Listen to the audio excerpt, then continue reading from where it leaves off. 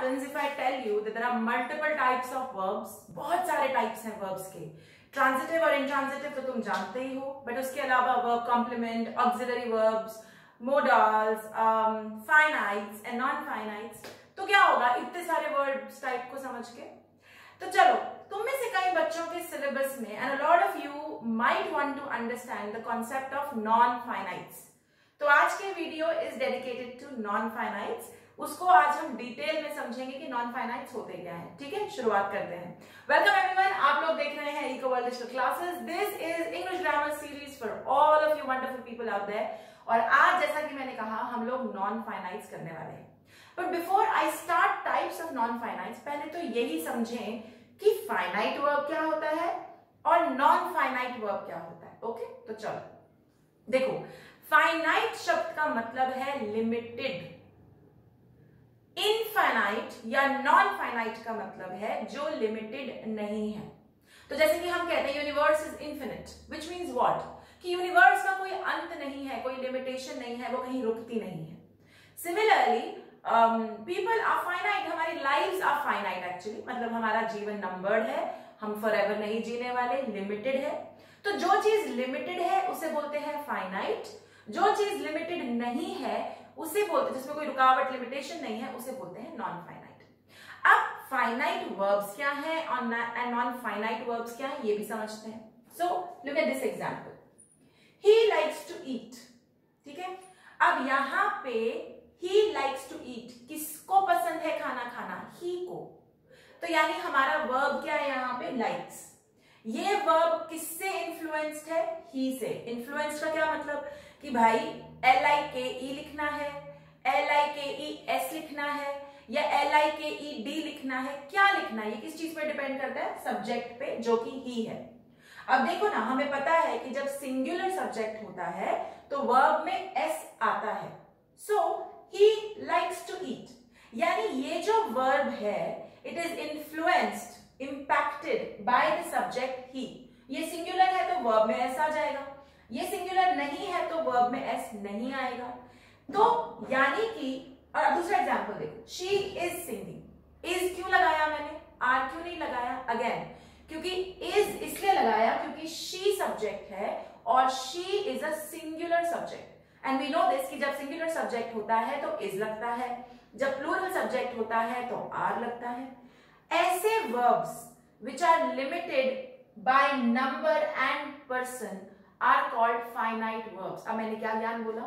ऐसे verbs which are limited by number, number मतलब एक है, दो है, सिंगुलर है, प्लूरल है, या फिर person मतलब he, she, they, them, it, we, क्या लिखा हुआ है, प्रोनाउन क्या है, जो इन चीजों से इंपैक्ट होते हैं, जिनका फॉर्म, जिनकी फॉर्मेशन इन चीजों से इंपैक्ट होती है, यानी नंबर सिंगुलर या प्लूरल से, या pronoun he, she, they, them से, उन्हें हम कहते हैं फाइनाइट वर्ब्स. आज जब हम लोग टेंसेस करते हैं और हम वर्ब्स करते हैं जैसे eat, ate, eaten, sleep, slept, slept, learn, learned, learn, they are all finite verbs, यानी उनका फॉर्म बदलेगा सब्जेक्ट के हिसाब से. देखो ना, he learns, they learn, you learn, बदल रहा है ना. तो सिंगुलर के साथ एस आता है, प्लूरल के साथ एस नहीं आता वर्ब में, और अगर दे लिखा हुआ है तो यानी प्लूरल चल रहा है तो प्रोनाउन के साथ भी बदलता है ना. तो जिन वर्ब्स का रंग, रूप, फॉर्मेशन नंबर यानी सिंगुलर, प्लूरल और प्रोनाउन यानी कि पर्सन से बदलता है, उन्हें हम कहते हैं फाइनाइट वर्ब्स. जनरली हम जो वर्ब्स पढ़ते हैं आर फाइनाइट वर्ब्स. ठीक, तो फिर ये टॉपिक क्या है, फिर नॉन फाइनाइट्स क्या है? जो वर्ब्स नंबर यानी सिंगुलर, प्लूरल या पर्सन यानी प्रोनाउन से इंपैक्ट नहीं होते, उनकी फॉर्मेशन पे उसका कोई असर नहीं पड़ता, उनको हम कहते हैं नॉन फाइनाइट. अब एग्जांपल लो, I would love to eat, I would love to eat, यहां पे नॉन फाइनाइट है टू ईट. अब टू ईट पे क्या फर्क पड़ा कि आई लिखा है या शी लिखा है कि दे लिखा है? देखो करके देखते हैं. I would love to eat same, she would love to eat same, they would love to eat same. यानी ना तो किसी प्रोनाउन से चेंज हो रहा है, पर्सन का फर्क नहीं पड़ रहा, और ना ही सिंगुलर प्लूरल का फर्क पड़ रहा है. क्लियर है? सो कहने का क्या मतलब है कि फाइनाइट वर्ब्स, जनरल वर्ब्स वो जिनकी फॉर्मेशन पे सब्जेक्ट के सिंगुलर प्लूरल होने का या फिर ही शी प्रोनाउन पर्सन का फर्क पड़ता है, और नॉन फाइनाइट्स वो जिन पे ना तो सिंगुलर प्लूरल का फर्क पड़ता है ना ही प्रोनाउन का, they just remain the same. Clear? Are we clear? Great, let's move on. Non-finites are of three types, three major categories.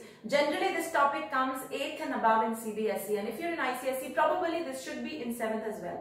बहुत important topic है और बहुत मजेदार है, even from competitive exams point of view. Okay, so the तीन जो non-finites है वो है infinitives, gerunds and participles. मजे से एक एक को डील करेंगे। आज की वीडियो में बात करेंगे infinitives। अब infinitives क्या है? इन्फिनेटिव वो वर्ब है जो टू प्लस वर्ब का फॉर्मेशन लेता है, कुछ नहीं है, to plus first form of verb, to eat, to sleep, to sing, to walk, action word verb लगाओ उससे पहले टू लगा दो तो वो इन्फिनेटिव बनता है। ठीक है, अब इन्फिनेटिव यूज कैसे होता है, इसके रूल्स क्या है वो करते हैं। पहला, इन्फिनेटिव का सबसे पहला यूज है as a subject of the sentence, यानी सेंटेंस के सब्जेक्ट की तरह शुरुआत में वो यूज हो रहा है। एग्जाम्पल बोर्ड पे है, to err is human, err मतलब गलती करना, तो गलती करना ही इंसान की फितरत है। To err is human, to err लग गया इन्फिनेटिव स्टार्टिंग में सब्जेक्ट की तरह। यहां पे किस चीज के बारे में बात हो रही है, ह्यूमन के बारे में बात नहीं हो रही। एक तो ना एक गड़बड़ जो सारे बच्चे करते हैं, सब्जेक्ट जब पूछते हैं सब्जेक्ट क्या है तो लिख देते हैं जो उसमें एक बंदा दिखता है, पर्सन दिखता है, उसको सब्जेक्ट बना देते हैं। No, that's not how you figure out subject. Subject वो चीज, वो इंसान, वो मुद्दा है जिसके बारे में सेंटेंस में बात हो रही है। तो यहां किसके बारे में बात हो रही है? गलती करना। So to err is a subject, okay, और वो किस फॉर्म में है? टू प्लस वर्ब के फॉर्म में, correct? So it is a infinitive. Clear? Second, as an object of a verb, sentence का ऑब्जेक्ट, वर्ब का ऑब्जेक्ट। ऑब्जेक्ट क्या होता है याद करो, ऑब्जेक्ट वो बला है जो सब्जेक्ट के एक्शन का जिस पे असर पड़ता है, सब्जेक्ट ने कुछ एक्शन किया, उसका असर जिस चीज पर पड़ता है उसको हम ऑब्जेक्ट बोलते हैं। Now look at this example, he likes to play. He subject, उसे क्या करना पसंद है, वो क्या एक्शन करता है? लाइक्स। क्या पसंद है, किस पे असर आया उस लाइक्स का? टू प्ले पे। क्या पसंद है? To play. और फॉर्मेट क्या है? To plus verb, to plus verb. So this becomes infinitive again. और कैसे यूज हुआ? ऑब्जेक्ट ऑफ द सेंटेंस की तरह। क्लियर है? तो पहला मैंने कहा सब्जेक्ट की तरह, अगला मैंने कहा ऑब्जेक्ट की तरह। Third, complement of a verb. By the way, if you don't know what is a complement of a verb, description box में complement, incomplete predication, complement of a verb के वीडियो लिंक्स हैं, please वहां जाइए और उसको detail में समझिए, तब ये बहुत बढ़िया समझ में आएगा, बट मैं फिर भी समझा देती हूँ। Complement of a verb, he seems, seems verb है, बट ही सीम्स जब तुमने सेंटेंस बनाया आगे अटपटा लग रहा है कि आगे कुछ होना चाहिए।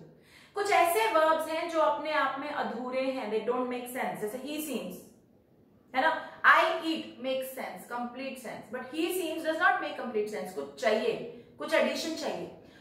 सेंस बनाने के लिए जो हम ही सीम्स के आगे लगाएंगे उसको बोलते हैं कॉम्प्लीमेंट ऑफ अ वर्ब, और कई बार infinitive complement of a verb की तरह काम कर सकता है। Now look at this, he seems, sense नहीं बन रहा, ऐड कर दिया, to be angry, he seems to be angry.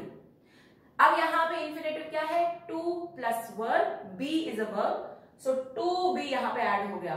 तो इन्फिनिटिव का थर्ड यूसेज क्या है? It can work like a complement of a verb. Clear? Absolutely clear? Great. And finally, as an object of a preposition. Object of a preposition मतलब sentence में preposition के immediately बाद लग सकता है infinitive. Preposition के बारे में डिटेलिंग दे सकता है infinitive. कैसे? Look at this. He is about to go. He subject. About is a preposition. Preposition का object. Preposition के बारे में बता रहे हैं. He is about to go. To plus verb infinitive. So he is about के बारे में to go. टू इन्फिनिटिव, तो कैसे यूज हुआ? ऑब्जेक्ट ऑफ अ प्रेपोजिशन की तरह। क्लियर है? तो आज की वीडियो में हमने ये समझा कि नॉन फाइनाइट्स और फाइनाइट्स में फर्क क्या है, तीन टाइप के नॉन फाइनाइट्स क्या है, ओके। एंड नॉन फाइनाइट्स में जो सबसे पहला नॉन फाइनाइट इन्फिनिटिव है उसका फॉर्म क्या है? टू प्लस वर्ब, और ये चार तरीके से यूज हो सकता है, सब्जेक्ट की तरह, ऑब्जेक्ट की तरह, कॉम्प्लीमेंट की तरह and object of a preposition की तरह, ओके। अगले जो दो नॉन फाइनाइट्स है उन्हें डीप डाइव करेंगे अगली 2 वीडियोस में। फिलहाल सिर्फ इतना बता दूं, जिरंड्स वो नाउन्स हैं जो वर्ब्स भी हैं, एंड पार्टिसिपल्स वो वर्ब्स हैं जो एडजेक्टिव्स भी हैं। इसी बात के साथ I am going to leave you here. If you guys are watching me on YouTube, don't forget to like, share, subscribe and comment. Till then, stay tuned and I will come back soon. Bye bye.